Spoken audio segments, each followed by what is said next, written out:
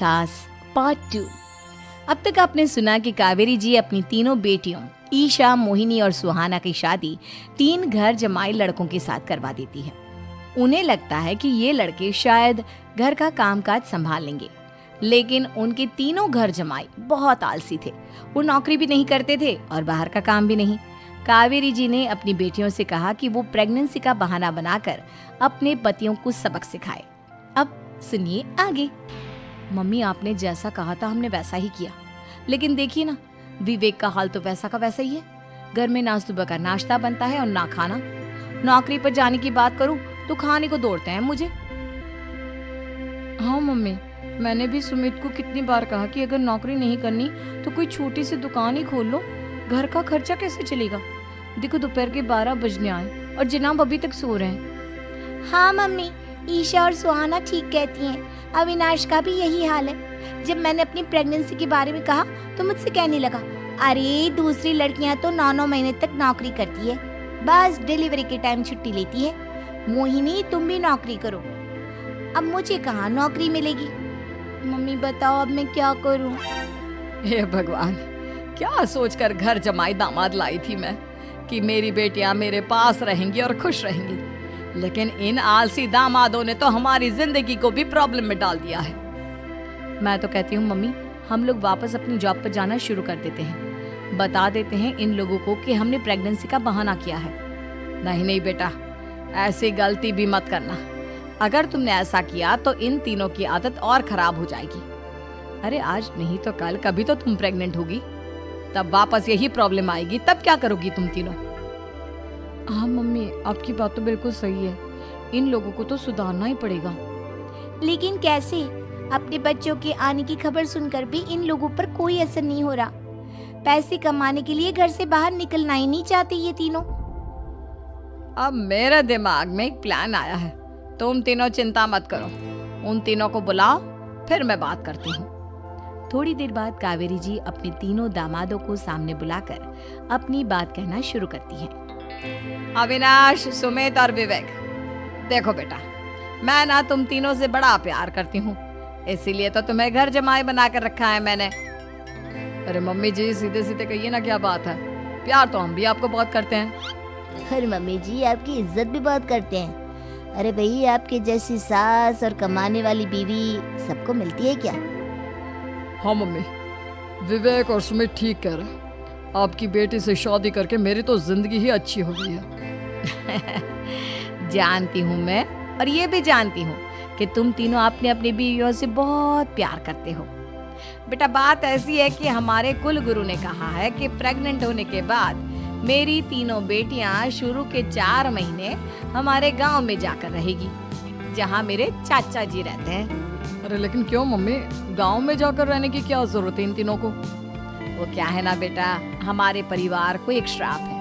अगर मेरी बेटियों ने यहाँ पर बच्चा पैदा करने की कोशिश की तो उनके बच्चों को कुछ भी हो सकता है। इसलिए अब से लेकर 4 महीने पूरे होने तक इन्हें गांव वाले घर में रहना पड़ेगा। हाँ, तो इसमें प्रॉब्लम क्या है मम्मी जी? हम भी वहाँ जाकर रहेंगे, पिकनिक बनाएंगे। अरे भाई, बीवी जहाँ हम भी वहाँ।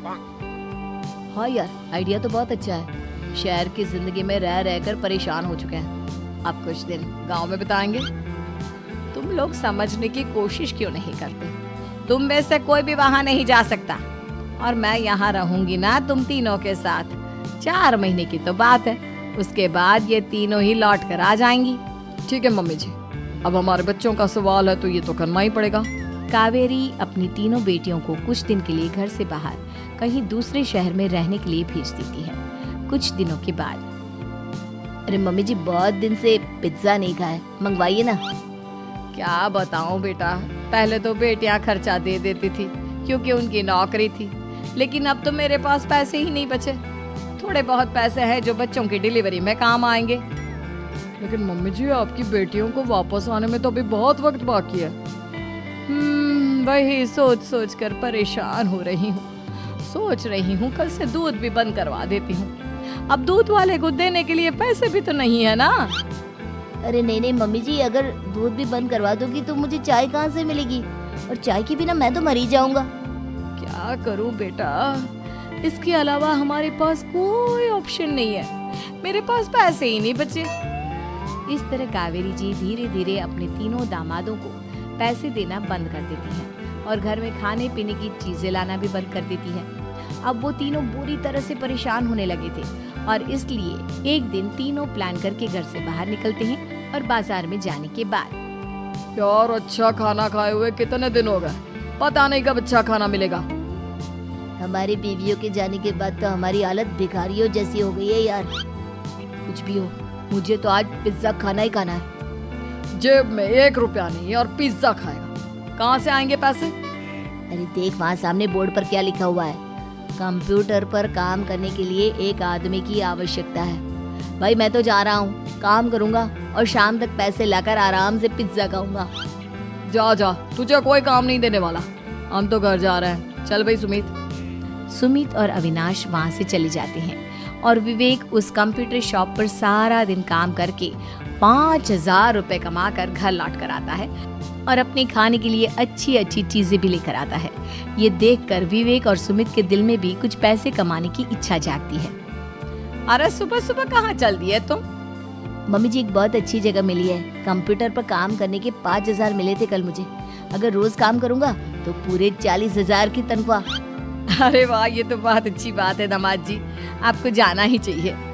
सुमित और अविनाश विवेक को इस तरह तरक्की करते देखकर परेशान हो जाते हैं और वो दोनों भी काम की तलाश में निकल पड़ते हैं। धीरे धीरे उन दोनों को भी काम मिल जाता है। अब कावेरी के तीनों दामाद छोटी मोटी नौकरी करके अच्छा पैसा कमाने लगे थे। एक दिन कावेरी उन्हें अपने पास बुलाती है। अरे वाह, विवेक 40,000 कमा लेता है, अविनाश 60,000 और सुमित तुम भी 40,000 के आसपास कमा ही लेते हो। कुल मिलाकर तुम अच्छे खासे पैसे कमा रहे हो बेटा। हाँ मम्मी जी, बहुत मजा आता है जब महीने के एंड में मोटी रकम हाथ में आती है। पूछिए मत मम्मी जी, घर में रहकर रोटी बना बना कर और तो जैसा महसूस होने लगा था मुझे तो। हाँ बेटा, तुम तीनों की बात तो बिल्कुल ठीक है और जानते हो अब तुम तीनों की पत्नियां भी वापस लौट कर आने वाली है। लेकिन मम्मी जी अभी तो उन्हें गए सिर्फ 2 महीने हुए हैं, आपने तो कहा था वो 4 महीने के बाद लौट कर आएंगी। ऐसा कुछ नहीं है बेटा, मैं सिर्फ तुम तीनों को सबक सिखाना चाहती थी कि आदमी घर में बैठकर बीवी की कमाई खाता हुआ अच्छा नहीं लगता। इस दुनिया में हर इंसान को मेहनत करनी चाहिए, काम करना चाहिए, चाहे वो औरत हो या आदमी, ताकि अपने परिवार को संभाल सके। कावेरी की बात सुनकर उन तीनों को अपनी गलती का एहसास होता है और कावेरी उन्हें सच बता देती है कि ईशा, सुहाना और मोहिनी शहर में ही कहीं दूसरी जगह रह रहे थे। शाम के वक्त उन तीनों की पत्नियां लौट कर आ जाती है और कावेरी जी का परिवार एक खुशहाल परिवार की तरह रहने लगता है।